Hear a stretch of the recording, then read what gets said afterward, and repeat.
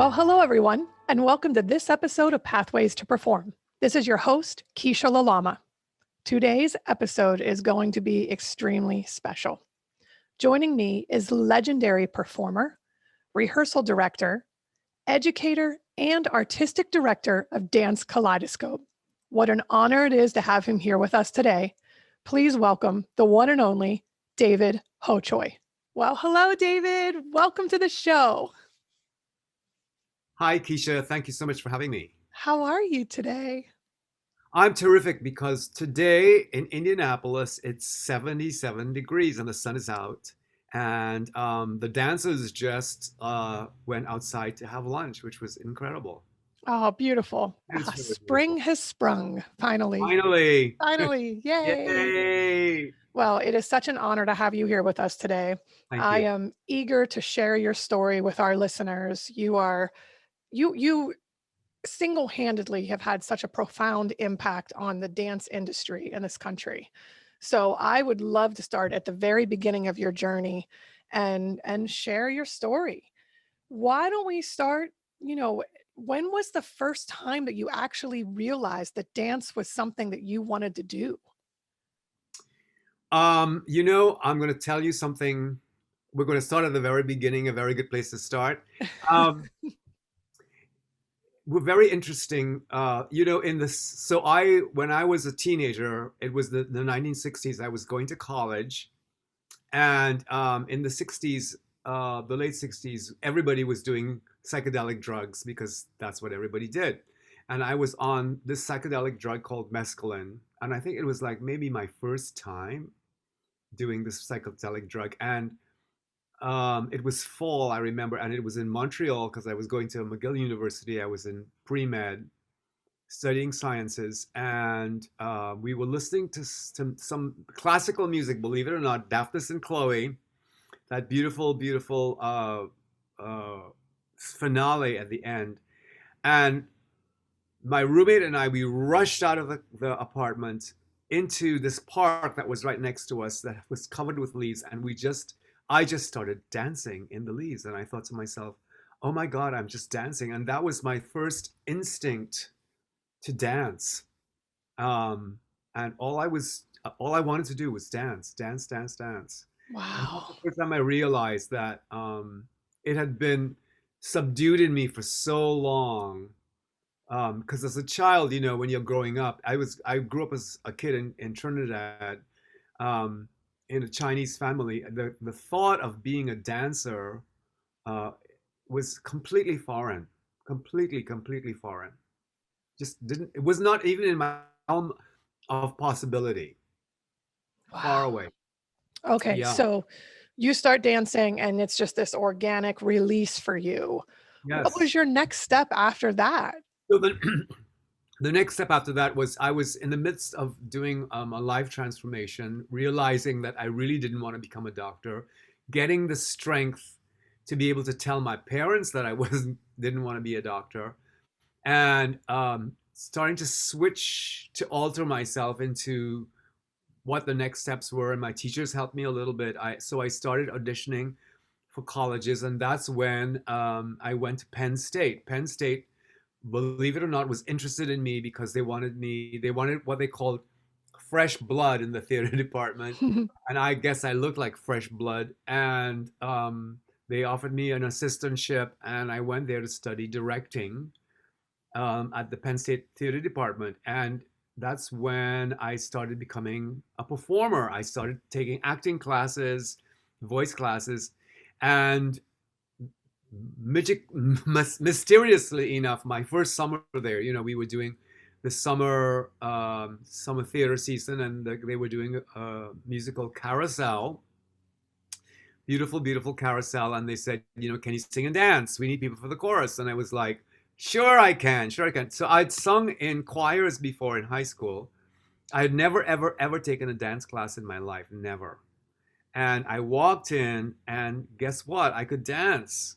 Um, Amazingly enough. And the lady who was the choreographer, her name was Pat Heigl. She taught modern dance and ballet also in the phys ed department at Penn State. And she said our rehearsals were amazing. It just transformative. It transformed my life. I mean, when that first little warm up class, I thought, this is where I belong. This is where I belong. And she said afterwards, David, you have a little bit of talent. If you want to continue, you really should. And so I kept on taking all of my acting classes and directing classes, but I also started taking a lot of dance.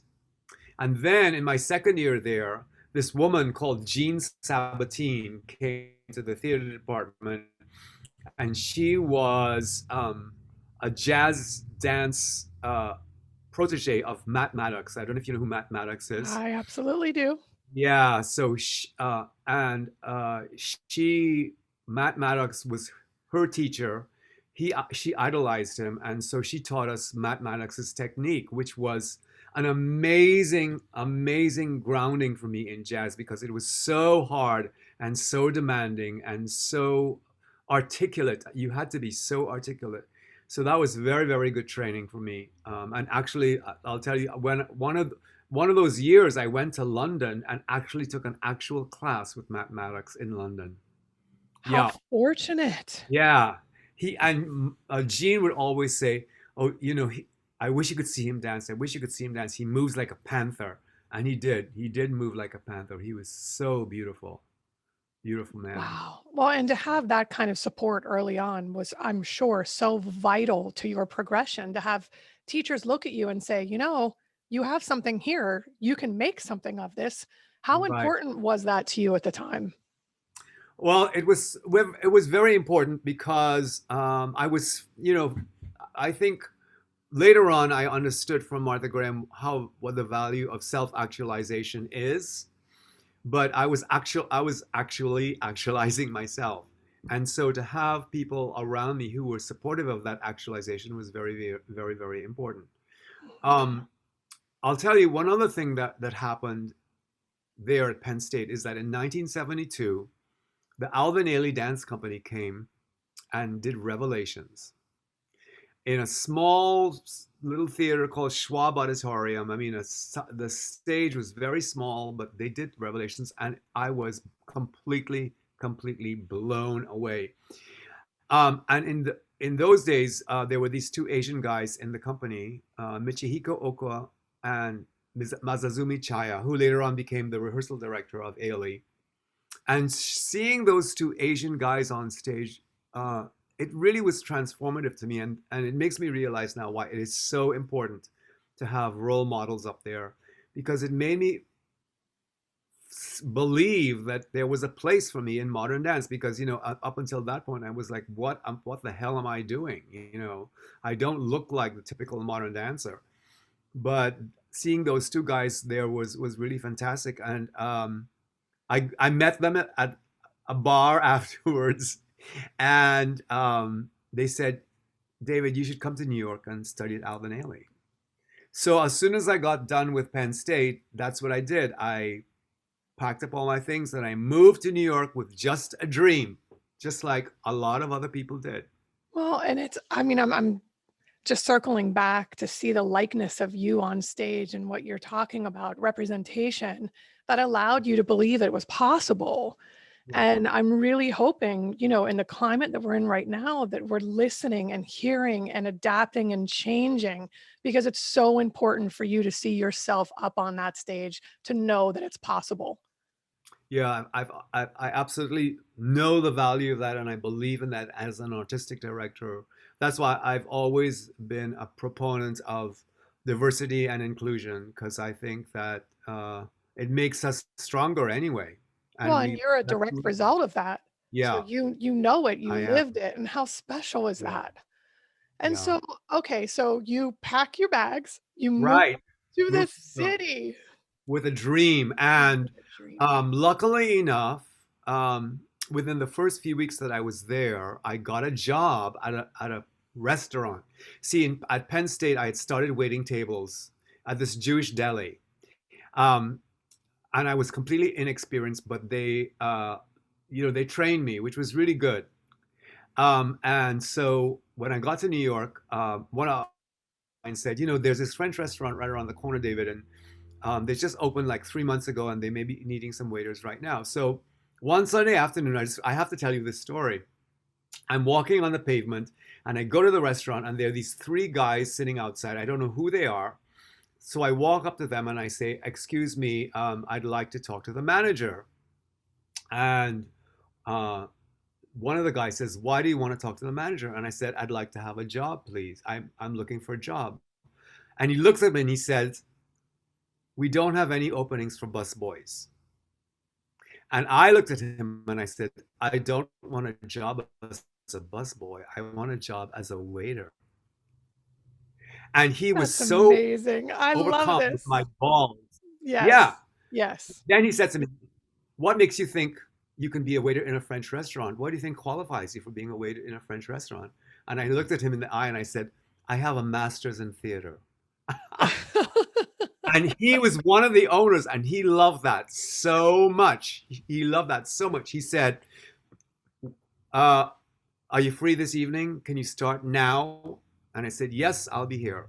And that's how I got that job. Confidence, confidence, And confidence. I love it. so that getting that job as a waiter in a French restaurant was really great because um, for the first time in my life, I was solvent financially, and so I could get an apartment in New York.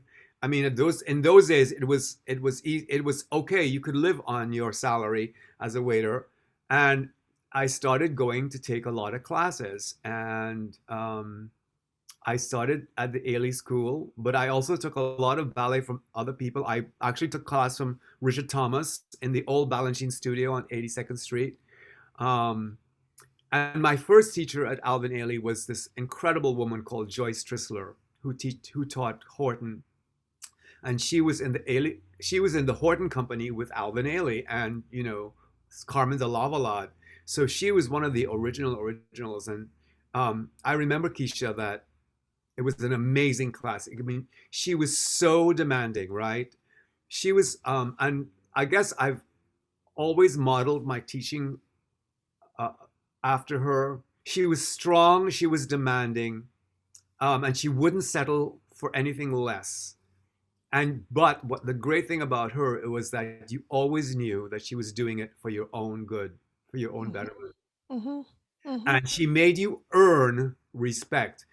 I she I stood in her class every single day for 6 weeks, and at the end of the 6 weeks, she comes up to me and she says, "What's your name?" And I thought to myself, "Oh my god, oh my god, oh my god! Joyce is asking me what my name is. Joyce is asking me what my name is." So, so later on, we became really close and very good friends. And sort of like 7 or 8 months into my time there, she took me aside and she said, "David, you are not developing fast enough." She said, "How old are you?" And I said, "I'm 23."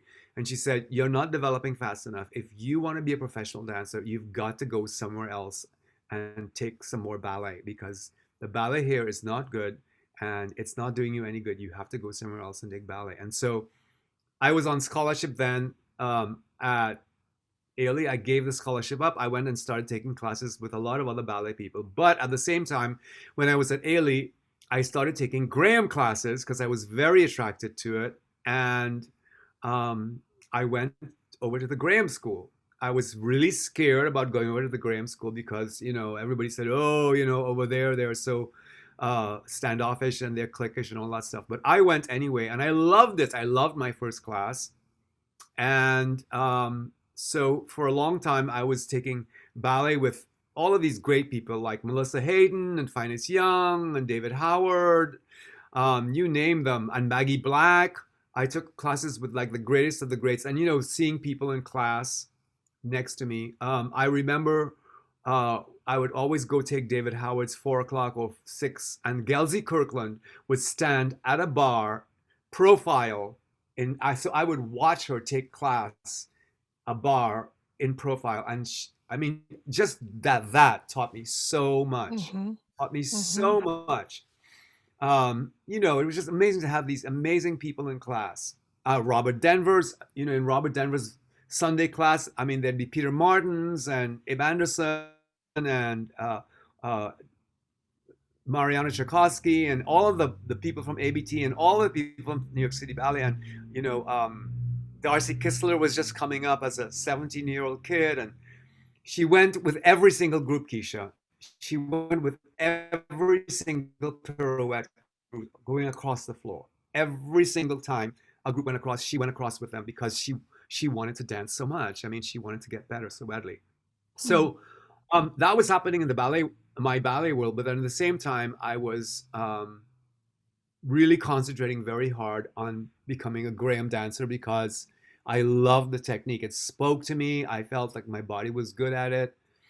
And I auditioned three times. Three times Hmm. I auditioned for a scholarship, and three times I was rejected. You know, Martha was in that room, and nope, nope, nope. Nothing was happening for me. Nothing was happening for me with the Graham Company. And so at the same time, I started working with these two beautiful people called David Hatch Walker and Takako Asakawa, who used to be principal dancers with the Graham Company, and they started their own company, and they taught me a lot. And then in 1978, a friend of mine said, you know, they're needing dancers up in Toronto at the Toronto Dance Theatre, and so I went up to Toronto and I danced with them for a year, and I felt like I needed to come back to New York because actually another funny story is the artistic director David Earl said to me, "Why are you leaving?" And I said, "My destiny is in New York." Of course you did. I said, You "My knew, you knew. You could feel so, it. yeah." Yeah. So I went back to New York and I started working with David and Takako again. And then one day, this is a really, really great story. One day, my friend Philip Salvatore, who had gotten into the company 2 years previously, said to me, "You know, David, Martha is doing a new piece using all the men, and you should come and be in it." And I said, "Well, you know, Dave," I said to Philip, "You know, I haven't been to the school," and I hadn't. "I haven't been to the school in like 6 months. I mean, like, you know, it would feel really strange." And he said, I said, "Why don't you go and you tell me about it?" Because I was scared, you know. Of course. So, and I didn't want to be rejected again. I mean, three times, my goodness. So he went, and then the next day he came back and he said, "That's it. I'll always be grateful to him." He said, "That's it. I don't want any excuses. You are coming with me. I don't want to hear anything. You're just coming. It's a piece of cake. You're gonna come in." So I walked into the studio, and there, standing at the door, was my teacher, Tim Wengard, who was a brilliant technician and had taught me men's class. And he looks at me and he says to me, "What are you doing here?" And I looked at him in the eye and I said, "I came to work with Martha." And I walked past him into the studio. I love I this. came to work with Martha. And boy, I just went in, and Martha Graham came into the room, right? And this is why I think she was so great. She had such hypnotic power. She looked at me, and in one look, she was able to tell me, number one, she knew who I was. Number two, she recognized me from the past. And number three, that it was okay for me to be there. Wow. In one look. I I mean, have goosebumps. talk about nonverbal communication. Right. So I was in a rehearsal, and you know the good thing, I was always really good in rehearsal. I was good with counts, I was good with spacing, I was good with, you know, arranging little sections of men. So they kept me, and then they kept me and kept me and kept me, and so there were four of us that were kept from that um, working time, and then two of us got into the company, and that's how I got into the Graham Company. Just by, you could say it was a fluke, but I don't know what it was. So when I want to I say think to it's people, you showing up again. I think it's yeah, you not giving up. I think it's right, you. I think it's you. That's the biggest mistake is that, you said 3 tries and you were rejected 3 tries. yeah, Most people after that just assume maybe you needed to go away to Toronto, get a I, little bit more seasoning, and then go back. But the key here, I think, is that you went back. You refused to give up and you tried again. yeah, I did. It was, Mhm. And it was over a period of 5 years. I mean, so when people tell me, oh, I'm so upset that I got rejected, I'm like, honey, try being rejected 3 times over a course of 5 years. I mean, that really tests your resilience. It Of really does. course. Of But course. it makes you stronger, and it makes you what can I say, tough, because you've Yes. endured a lot. So, and of course, once I got into the Graham Company, the entire world changed for me because, at that time, it was the early 80s, it was 1980. And at that point, Martha was the most famous choreographer alive, and her dance company was the most famous dance company in the world. Um, when I got into the company, we were doing a season at the Met. Of course, it was only a week and a half, but it had Liza Minnelli. She was doing the role of the narrator in The Owl and the Pussycat, which is a role that Martha had choreographed for her. We had Rudolf Nureyev, who came to guest with us, and we were performing on the stage of the Metropolitan Opera. I mean, it was amazing. It was just an amazing experience. And we toured all over this country. We toured all over Europe, and I can tell you there were some incredible stages that we performed at in Europe, all over the world.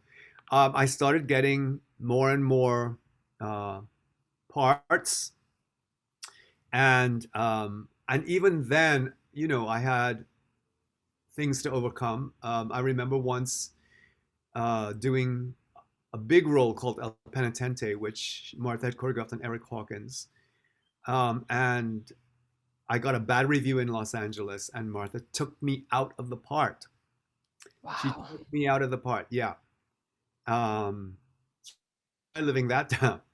But eventually she put me back in, and I was able to get my confidence back again. So, it was all a big, big learning curve for me. And I got more and more enamored of the Graham technique. And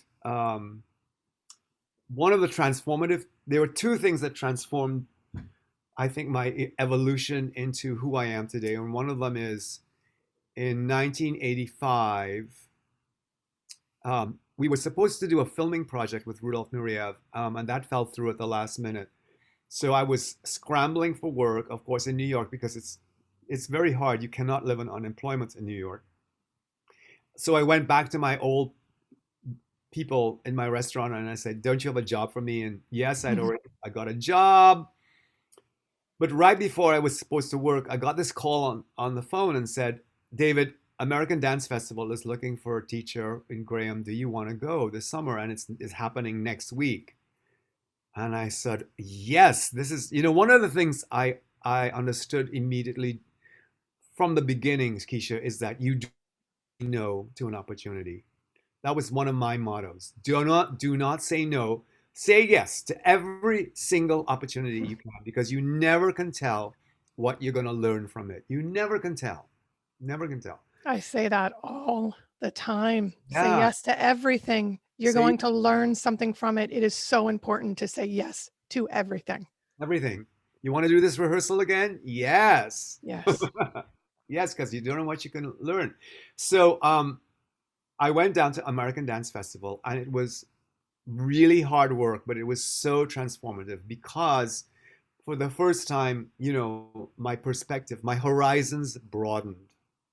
And I realized that I loved teaching, that I loved setting Martha's work, and that there was a future in it for me. So when I came back, I told Linda Hodes, who was the artistic director at the time, that this had happened, and she put that in the back of her head.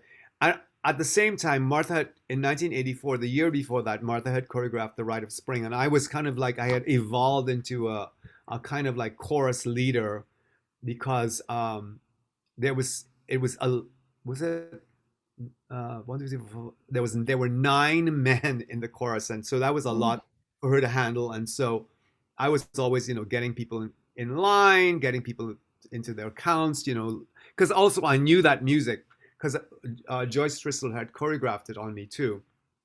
So um, about 6 months after I came back to New York, our rehearsal director, Bert Turberg, snapped his Achilles tendon. And so Linda came to me and said, David, um, Bert has snapped his Achilles tendon. Would you like to be, Martha wants to know, would you like to be the rehearsal director? And I was like, yes, of course. Never say no. What an incredible opportunity, though. What an incredible opportunity. And so one day I was in the chorus of Martha Graham, and the next day I was the rehearsal director. And so now I also have to tell you this very, very amazing story. So the first day, my first day as rehearsal director, Linda Holtz calls me up on the phone and she says, David, I'm not feeling well today. You're going to have to take rehearsal alone with Martha. And I said, what? Are you crazy? My first day and I have to take rehearsal with Martha myself. She goes, oh, you'll be fine. Don't worry about it. You'll be great. So I walk in. Of course, I'm nervous as hell. And then Martha walks into the room, and then we have our first rehearsal are these three principal dancers who are bristling because how dare this person come up from the ranks and surpass them. And Martha Graham sits down and she looks at me and she says, now, David, be sure to tell me anything that you need to, okay? In other words, she was giving me permission, number one. And number two, she was telling them, I endorse this. So don't mess with him. And so I became the rehearsal director. Martha Graham, she said to me, you don't have to stop dancing. And I said, you know what, Martha, let me think about it. The next day I came back and I said, I can't do both. I thought about it, Martha. I can't be on both sides of the fence. I have to be only the rehearsal director. See, because Martha didn't understand that because performing was her whole life. Mm-hmm. Her whole life. Mm-hmm.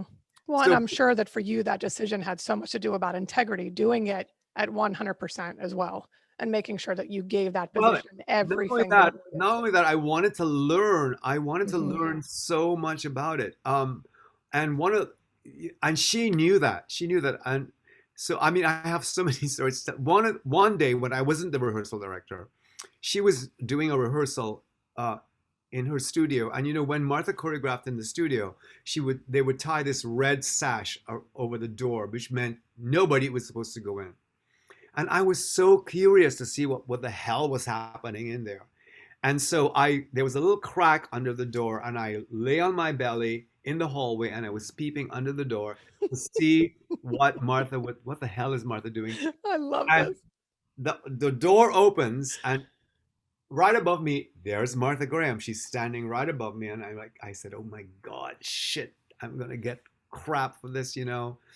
And she looks at me and she says, "David, you can come in to watch any rehearsal any time you want." What a But gift. she knew that I was so curious and she wanted to give me that permission. Mm-hmm. So I took it up. Every rehearsal that I could possibly watch, I watched. And it stood me in really, really good stead later on because when I became the rehearsal director, and they were doing things like Appalachian Spring, and I thought to myself, how the hell am I going to rehearse Appalachian Spring? I have never ever performed it. When they got into rehearsal, I realized, oh my God, I know this ballet backwards and forwards because I watched so many Mm-hmm. rehearsals of it. So Yeah, she was preparing you and setting you up for all of this, which is so amazing. yeah, What is your favorite story of working with Martha Graham? I'm sure you have so many. Is there I have so one? many. Okay, let's do I a have let's do two. a personal story and let's do a professional story. Okay, the personal story is um, she had she has a full evening ballet called Clytemnestra, and the opening of Clytemnestra is a solo for a male guy with a staff. And he's called the Messenger of Death, and he opens the whole ballet uh, by doing this solo. It's not a long solo. It's sort of like 2.5 minutes, but it's intense and it's hard. It sets the whole thing up, and the ballet itself is about um, Clytemnestra, who is a mythical queen of Greece, and she's the queen of the guy that Helen of Troy is unfaithful to, and so it starts the whole Trojan War. So we're doing this in Greece at the Herod Atticus Theater that seats 6,000 people. 6,000 people. And I am doing my first performance of it. I'm debuting in the role in Athens. And there are 6,000 people, Greek people out there who know this play so well. And I'm about to go on stage and I'm shaking because I'm so nervous. And Martha Graham is sitting there in the wings before I go out. And she looks at me and she says, "Are you nervous?" And I go, "Uh-huh." I'm really nervous, Martha. There are 6,000 Greek people out there, and I this has to be good. And she said to me, "David, think about all of the people, all of the actors and dancers who have gone before you in this place, in this theater." And I was like, wow, that's so beautiful. That's so amazing. Did it help me? Well, I don't know if it did. I was still nervous, but I was able to get through it. Uh-huh. Yeah, Um, that's beautiful, though. I mean, for her to look at you and say, you're one piece of this. right. And it was her You're, way of also saying that I trust you with this. you're yeah, uh-huh. And think of yourself as part of a tradition. Right. And again, I trust you with this. There's many Right. people, but now it's yours. It's your turn. I love this. Okay. And then the other story that I want to tell you is that so Baryshnikov used to come and dance with us. Like he did 3 ballets with us. So at that time I was the rehearsal director, so I taught him Appalachian Spring and El Penitente, and this time he was doing Night Journey. And there was a call that came into the school and saying, "David, Misha says that he's too busy to come over to the school today. Can you go over to the Met and rehearse him?" And I'm like, "Okay, fine." So I jump in a cab, rush across Central Park, go to the Met, and "Hi, Misha, how are you?" And come to my dressing room. Let's have Wait some a second. tea. Hi, Misha. How are you? Yeah, because we knew each other from. No, I know. It just seems so I casual know. for someone like me. Okay. And I'm sure Um, for many of our listeners, this is just thank you for sharing this. Please keep going. because we'd worked closely on a couple of other ballets, so we knew each other well. Uh, Hmm. and so at that time he was directing ABT, and ABT was there in residence at the Met. And so we got out of his dressing room and we're walking down the hallway, and all these dancers are warming up the bars, and we walk into the Met, the stage of the Met, and the chandeliers are hanging halfway down and they're dim, and the Night Journey set is on the stage, the beautiful, beautiful Night Journey set, and it's just me and Baryshnikov and a boombox. And I thought to myself, you know, I have to remember this moment because it's really, I can't believe that here I am with one of the greatest dancers in the world on the stage of this beautiful theater with this beautiful set doing a Martha Graham work. It doesn't get much better than that. Wow, and I'm so thankful that you paused for a moment to make sure that you were present and just able to take that all in and carry Yeah. that memory with you for a lifetime. That's so smart, but that's who you are. You are so appreciative of every opportunity and you understand the importance and the weight of most of these circumstances, which is fabulous. Right. So, towards the end of my tenure there at Martha Graham, um, I there was a little voice. I had been the rehearsal director for like 3 years and had a really, really wonderful time with it. I learned so much. I taught so much. And what was really beautiful is that I started being able to help self-actualize the dancers, help them develop into their full personas. Um, this little voice started nagging in the back of my head saying, "You're not learning anything new, David. It's time for you to get out. You're not learning anything new." And of course, when things like that happen, at first you want to ignore it.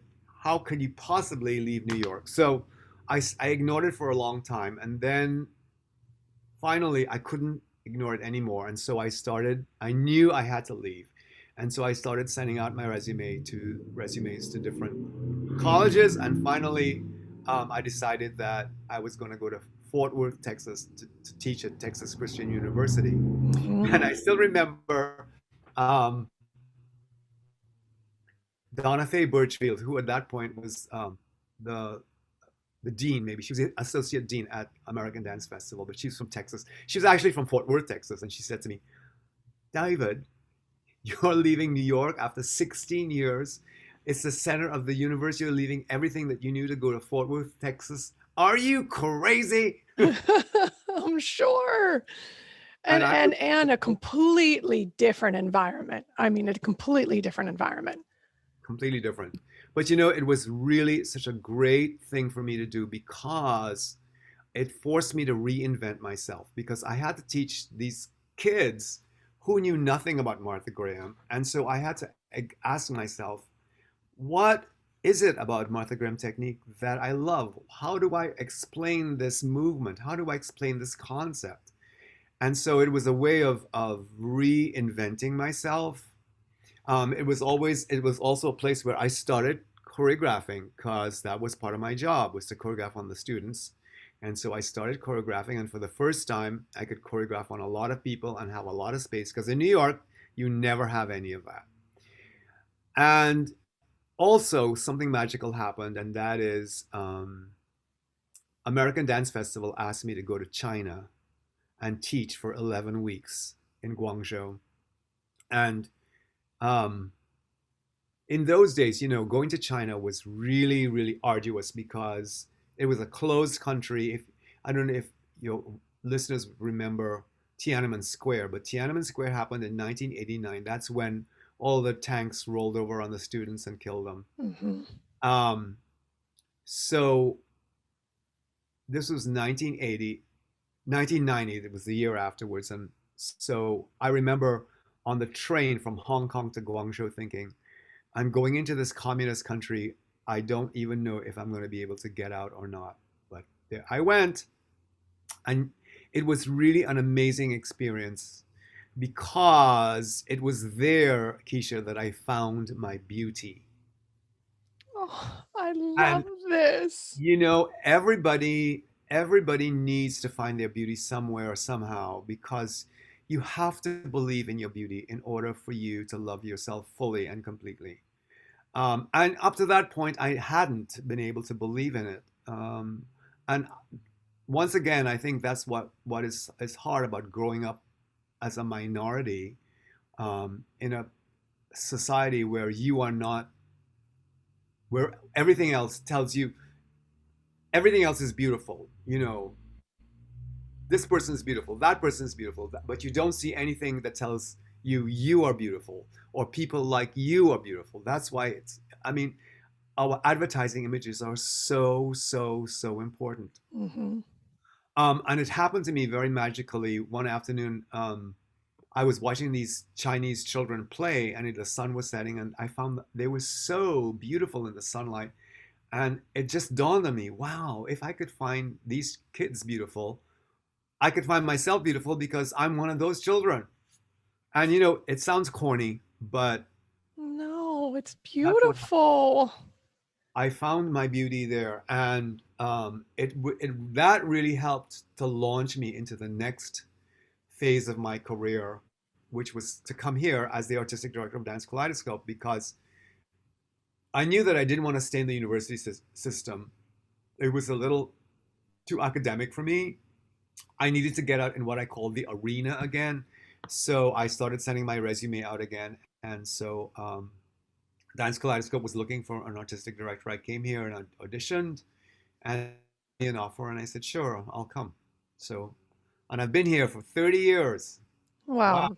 I You know. helped to pave the way for so many other dancers. You literally carved out part of the entire artistic community of the entire city. You have done so much to transform Indianapolis and the way they see art and especially dance there. So, 30 years, yes, but you've done just a crazy amount of work and for everyone. I think what most when I look at your career and I look back and just my time that I've been so blessed to spend with you, you are so supportive of every single artistic organization in that city. And I think that that is the key to everything that we need to do as artists. And you have done that. You know everybody, you support everybody, you go to everyone's shows. It's a lot about collaboration and it's a lot about celebration. And you you just know, and you've always that's who you are as a human being. You're beautiful. You are beautiful. Well, thank you. You know, I think it goes back to my motto about learning. Um, if learning turns you on, and I hope it does, then you understand that you can learn from everything and every situation. I remember once, in 1982, I think it was, my second season with Graham, and I was so excited to be in the Graham Company. I was so excited. And Martha was sitting backstage, and I went up to her and I said, "Martha, Martha, Martha, I have to talk to you. I just want to tell you thank you so much. I just love being in this company so much, and I'm learning so much, and I never ever want to stop learning." And she looked at me and she said, "You found the secret of life." Hmm. So, um, you know, I think that's the key to making your life interesting. Anyway, if you can learn from, we can learn from watching a tree bloom because it's so incredibly beautiful and transformative. You are correct. I one of my favorite moments of my career that I share with my students often is the moment that you invited me to watch you teach a class. You Oh, said, "The door's open if you want to come in and watch."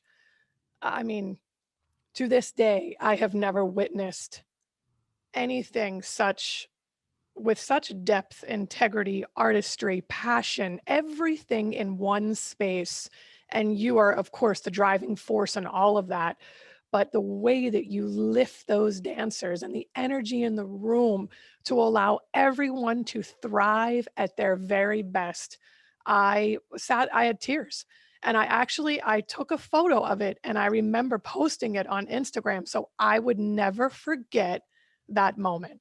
And I'm forever grateful that I said yes and then I walked into that room. So I well, can't thank you enough for the invite. Keisha, I want to tell you, I want to share something with you from one teacher to another. And for all of you who teach out there, one of the things that Martha says, I won't say said because says because it's still present. And she says, when you teach, you have hypnotic power because with your right the right way of timing and phrasing and building the class, you can take that person to places that they've never ever been before. And I've never forgotten that is that you do have hypnotic power. You do have hypnotic power. And in fact, it's your job as the teacher to lead them into places that they have never ever been before. Because how else are they going to get there? You know? Hmm. So that's one of the things I try to remember anyway is that, you know, that sense that we're pulling, we're leading, we're leading. Well, and you take that responsibility so seriously. I mean, it's part of your everyday life. And you're leading this dance company and leading us into the future of dance as we know it tomorrow. Right. And I it's hope. what you've always done, but it's like this lifelong learning. It's we're learning, it's you never step back, you always lean forward. You invite new young choreographers to come in to keep Mm. it, evolving. It's both you have found the balance of recognizing the importance and value of the past, but then also the importance and value of the future. And you have always been supportive of balancing both of those. And so my I think an important question that I'm really interested in is in your 30 years at Dance Kaleidoscope, what has been your most profound reward? Mm. What has been most rewarding for you? The most rewarding thing is when an audience member comes up to me and says, "Thank you so much for that work. that I just saw, I was very moved by it, and it has completely changed my life because it's um,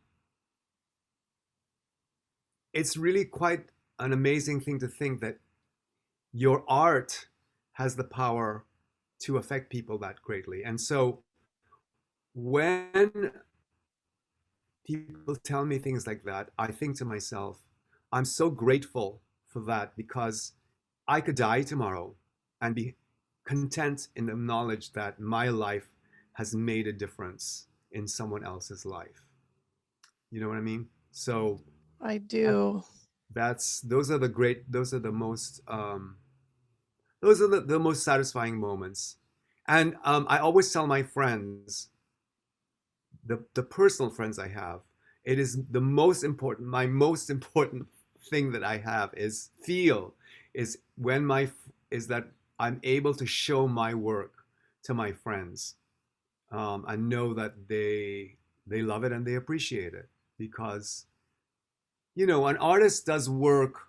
Yes, you do work because you're driven to do it, but you also do work because you know that it makes a difference in somebody else's life, and it's especially poignant if it's one of your friends' lives. Hmm.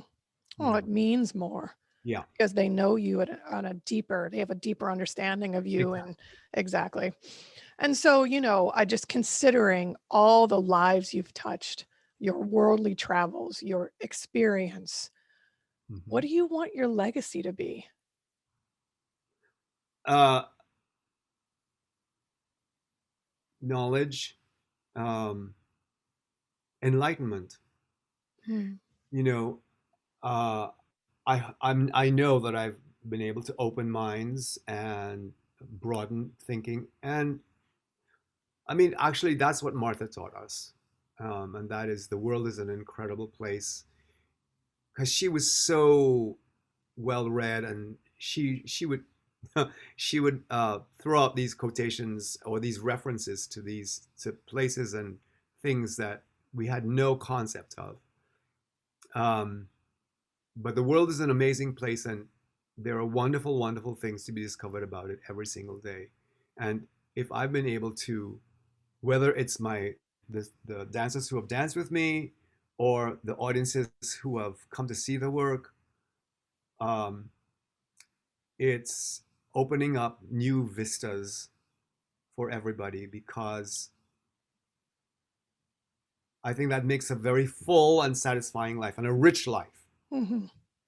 Well, and we are forever grateful that you want to provide these opportunities for growth and again, evolution, expansion, all And of it those things. and I have to say that it's very selfish on my part because every time I embark upon something, it's always a quest for me. I mean, every new work that I do, I'm scared to death, and I think, what the hell am I going to do now? So it's really great, and like for instance, it's my latest work is called Twinkle Twinkle, and it's done to Mozart's 12 variations on a theme of Twinkle Twinkle Little Star. And the reason why I chose it is because I had to work with the dancers when they weren't being used in Stuart's rehearsal. And so I had to grab them, come here and let's do a little solo. And I found this piece which has these little variations. And it's so childlike, but it's so beautiful that it crystallizes in a way at the end that is very, very beautiful and very poignant. And the dancers get to show off their beautiful, beautiful bodies and technique, which they work so hard to do. And it's just amazing to me that something like that can crystallize, as the word, out Mhm. of where? Where does that come from? You know? Well, it's your calling. That's where it comes from. It's part of your makeup, which is just amazing. And I'm surrounded by beautiful dancers. Mm. Uh, Well, and they want to work with you, and it's you have created this environment, a culture again, which elevates everyone. It's you want everyone to succeed, and so they want to work with you because they want to learn, they want to be challenged, they want to grow, and it's testament to who you are, certainly. well, it goes back to, I guess, it's back to the very beginning. someone believed in me, and so I was able to evolve and self-actualize. And so I think it's very important for them to always know that I believe in them, that I believe in them. Well, and even from a choreographer perspective, I think, the first phone call I ever got to work with a company, I was in shock and honored. Getting the second phone call, the invite back, I hung up the phone and cried. I just have so much respect for you and what you do, your entire career, and of course, your legacy and everything you've done. To get that call again and your show of support for me was one of the most, I rewarding experiences of my life. I'm not Oh, just saying that, you know that. You know well, that. and that second piece was very rewarding for us because it was a beautiful work and so deep and Well, I wouldn't have done it with any other company because I knew I could lean on you and trust you to look at me and say what needed to be said in that process. That I felt very much like, not a protege, that's a little bit exaggerated, but I could look at you as a mentor and say, David, what do you think? And you were with me holding my hand all the stuff, all the way through every step of the way. And that was definitely that was my bravest work, period. And I would not have done that somewhere else. I knew that I could only do that with you. So thank you. oh no, thank you. I mean, I'm a result of your support. It's interesting. It really, I continue to learn as a teacher, certainly, but you have taught me how to be a better teacher as well. And so I'm forever grateful, well, of and course. that's really what's so wonderful about artists, about us artists, is that we can feed each other so Hmm. beautifully. We can Hmm. inspire each other. You know. Yes, absolutely. And so, as we come to a close here, what kind of advice would you have for our younger adults out there that are really kind of questioning, chasing their dreams, looking for some kind of direction, some kind of guidance? What advice do you have for our listeners? So, what I would like to say to you is, if you have found something that you love, that you really love doing, please recognize that you are very, very, very fortunate to have found that. Because a lot of people don't find it, and sometimes they find it very late in life. So if you have found what you love to do, number one, realize that you are very, very fortunate to have done that. And number two, my advice to you is go after it with all of your heart and all of your soul and all of your spirit, because if you do, you'll succeed. Nothing is going to stop you. Uh, Believe in yourself, and you can be whatever you want to be. That's what's so incredible about this country. And for those people who have never traveled before to any other country, America, the United States of America, is the only country in the world that I know of where it is possible for you to be whatever you want to be. um, it's not possible, I know, in Europe, because once you get set into a system, it's very, very hard to get out of it. I don't know what it's like in Australia, but I do know that in the United States, like I'm a really good example of that. I was set to be a doctor. All of my everything was in pre-med, chemistry and math major. Then went on to university and tried so hard to get into Martha Graham, never could, but eventually that happened for me. So I'm living proof that it can happen to you. And there are those success stories all over the world, but especially here in the United States. So Thank you for sharing that. Thank you. It's important. It's important for people to yeah, hear that. Hmm. Okay, so we're going to do a really quick speed round. I'm going to ask you 5 questions that you have to answer in less than 5 minutes. I Five and think. five. You just Okay. no, don't think, just answer. Okay. So this is like a little segment. These are our little teasers. Okay. So my first question for you is, how do you define success? How do I find success? Being able to do what you want and be paid for it. Oh, that's good, especially as an artist. Very good. That's Okay. So, that's so much of your success is contingent upon the hard work and dedication of others, a community. So, how does that impact your daily approach? How does that impact my daily approach? Well, knowing that I have to deal with a lot of people, it gets me. It's like a performance. Every day is like a performance. I have to perform every day because I have to get up in front of these people and perform. Mhm. That's a very good answer too. Okay, so my third question, what is your greatest failure and how did you bounce back from that? My greatest failure was a horrible, horrible, horrible ballet that I choreographed called the Healing Cup, where I thought it was going to be so great, and I had a libretto and music composed for it, and oh my god, it was a stinker. Really? Yeah, just horrible, awful. And how did you bounce back from that? How did I bounce back from it? I just kept on choreographing. I I love it. I love it. We all have duds, right? oh yeah. Of course. And so now my question is, what are your current interests and passions outside of the performing arts industry? So I'm very passionate about my cats. I have two cats, Cookie and Emmy. They run my life, and I'm very passionate about them. I have a little backyard that I love. I It's really actually having lived in New York for so long, and then coming to a place where I can see nature every day, and you know the grass and the leaves, and oh my goodness, it's so great. And so that's another wonderful thing that I like to do. And I love to cook. Yes, I was waiting for the cooking comment. Yeah, I actually yesterday was Easter, and I made Easter dinner for six of us. Oh, that's amazing. Yeah. So, how do these current interests and passions really inspire what your daily life is and your responsibilities? Well, it's very that the cooking element is very, very easy because Mr. Balanchine, was a very good cook too, and actually I say to my students this all the time: when you cook, you have to mix a lot of things together and make sure that it tastes good.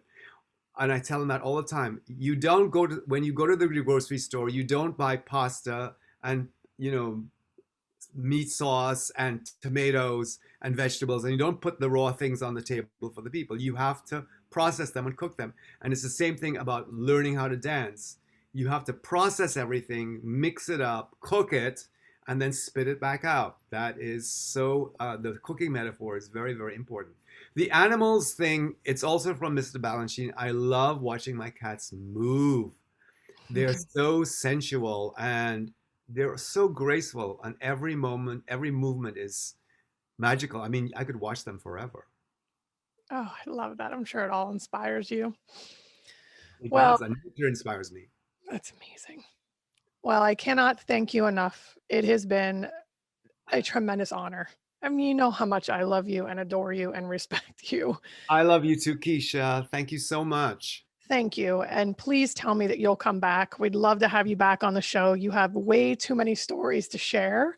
So we've got to come up with a series of stories just with you. I think that All right. would be a I have a, tremendous. I have a lot more Martha Graham stories. Yeah, so let's do a series on that. Okay. Absolutely. It would be an honor. But thank you for sharing your time with us. You're amazing. Such an honor. Thank you, Kiesha. All right. Have a good day. You too. Bye.